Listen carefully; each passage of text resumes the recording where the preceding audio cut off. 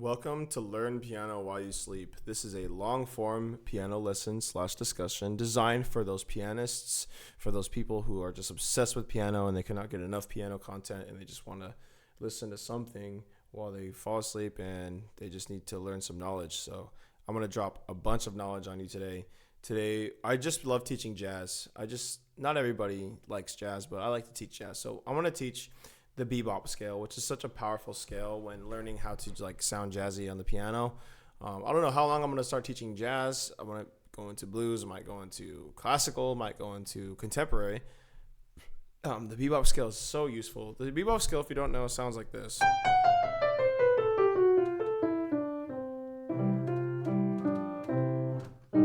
So yeah, it's this. That. So let's look at what I played. Where's that?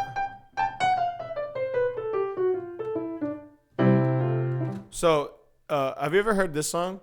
Like, Mom and Dad will hardly wait for school to start again. Mom and Dad can hardly wait for school to start again. It's like, that's the bebop scale. Mom and Dad can hardly wait for school to start again. You know?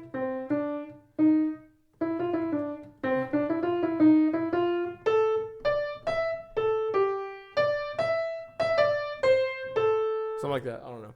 So that's the bebop scale. So what is the bebop scale? Well, the bebop scale basically is this. The bebop scale is actually really, really easy. Music is actually really, really, really, really easy. You make it more difficult than it needs to be. The bebop scale is just basically a major scale, but you add an extra note. You add the flats. You add the dominant 7. So what does that mean in English? Basically, what that means is you add an extra note. So you just add the note in between. So, oh yeah, right. So you just go, just flat. You can do that in any key. Let's do it in C major. So we're just gonna add the. Let's do it in D major. Let's do it in F major. Where's F? So you just go here. Let's do it in a key I hate, D flat. See?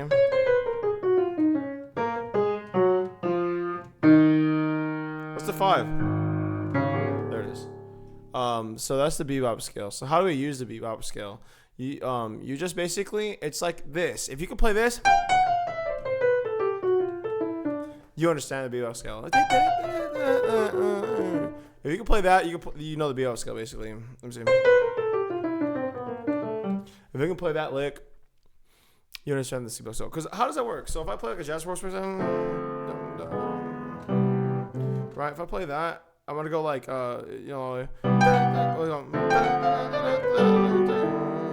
you see what I'm saying?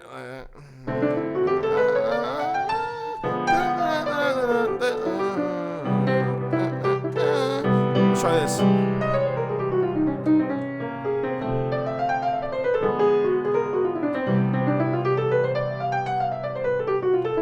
You see what I'm saying? Oh, I should have been showing my hands.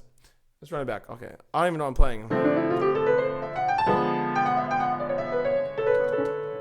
Okay, so that's a whole different story. This is a long fork.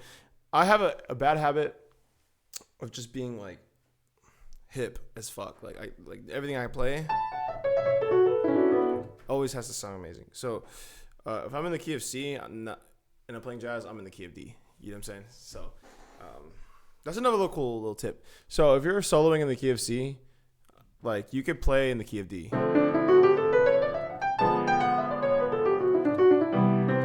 But it kind of like wants you to lead. Like the key of D, no. So when you're playing jazz, this is some lecture stuff. There's some more knowledge. So what did I teach you so far? I taught you the bebop scale, and I'm gonna teach you something else. When in jazz, they say there's no wrong notes, and that is 100,000% true. There is no wrong notes, right? But I'm going to give you an amazing take right now.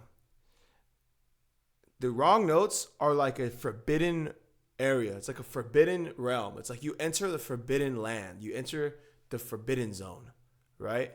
And we love to enter the forbidden zone. Like we love to do things that we're not supposed to do. It's like you're breaking the law. Like you're a rebel. Like that's why like like it's like here we have laws set in place for music. Like a 5/7 always goes to a 1, right? But we just break those laws and we just do whatever the hell we want. And we do it with intention and purpose. Like it's like, you know when you break a law and it's by accident, you get away with it sometimes, right? But if you break a law on purpose, you're going to jail, right? So when you break the rules in jazz, you want to do that shit on purpose. You hear what I'm saying? So I'm like, I'm in D major. D minor? No. I'm going to play an F sharp. Right?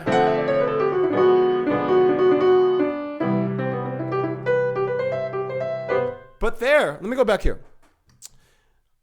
My punchline to all this is saying this. It's kind of like you're allowed to break the law for a second, but then you have to like come back before you get caught, right? You don't want to get caught breaking the law. You want to break the law and get away with it, right? Because if you start continuing to break the law, then you're going to go to jail, right? And once you go to jail, what does that mean? People don't like your music. So what I'm saying by that is like when you play stuff that's like weird, you do it on purpose and then come right back afterwards. So for example, like here, watch. I'm going to start with the D minor chord. I'm playing a 2-5-1, right? I'm going to go good. I'm going to play. Normally you're supposed to play like.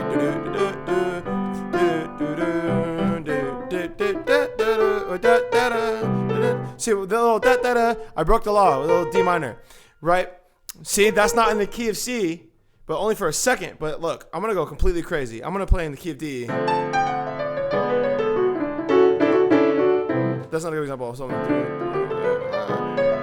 wait, I have to hear it in my head. Hold on a second.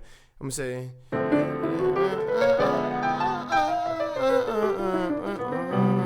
See how I went back to C there? Hold on. I'll give a better example. I'm going to say...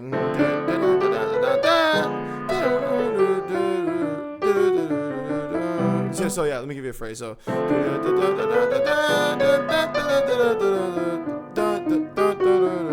okay, I can't do it. Hold on a second.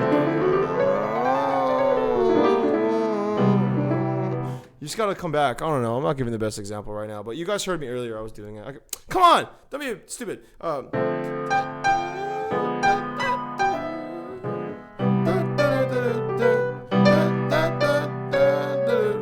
Okay, I'm discouraged. But anyways, that's kind of a cool idea. Let me do a whole video on its own. Let me like prepare. I don't know why I can't play like a D major, because now I just want to go.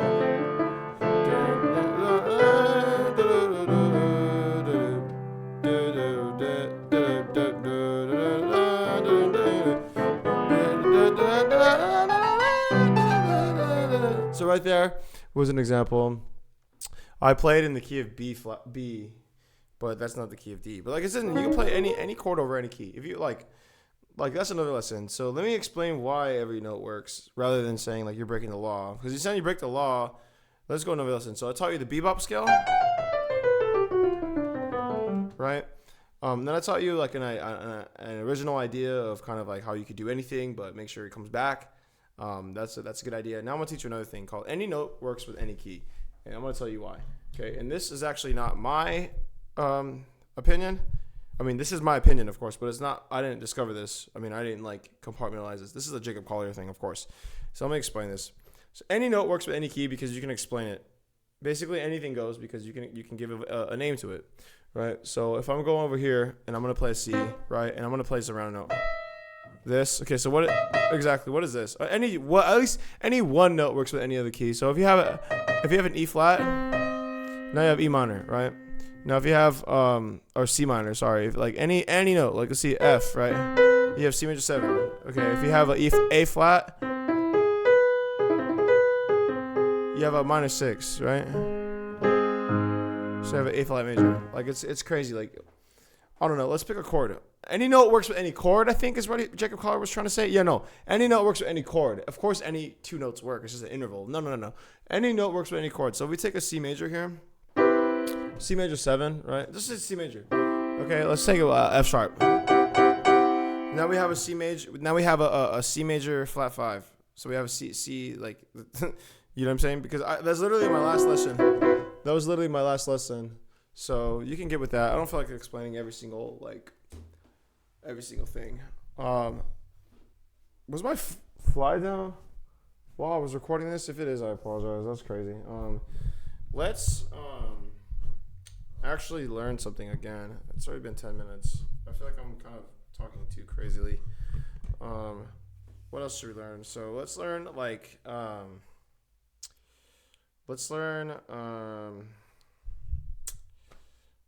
should we learn? Oh, let's learn nine chords. No, let's learn something that's not jazz. Let's learn something that's like suspended chords. Oh, that's a perfect lesson. Let's learn about suspended chords. Oh, there's all kinds of stuff. I think I need a music. I'll play you a piece. Let's do that. So let's like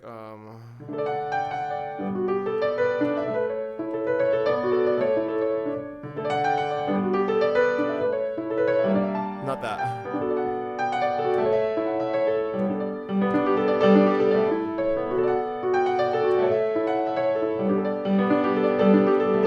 Right here. You see that? So basically, I don't feel like teaching that right now. All right, I'm done.